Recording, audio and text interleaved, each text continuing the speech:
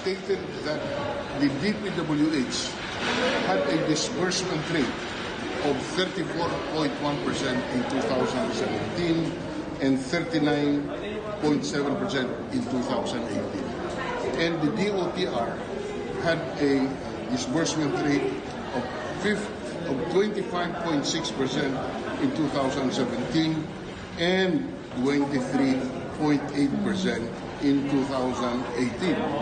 What does this mean? For every 100 pesos budget, they are only spending, say in the case of the DOTR, 25.6 pesos for every 100 pesos in 2017, they only spent out of the 100, 23.8 pesos. So therefore, the contribution of government spending to our economic growth is not being met, not because there are no funds available, but because the funds appropriated are not being spent. It's as simple as that.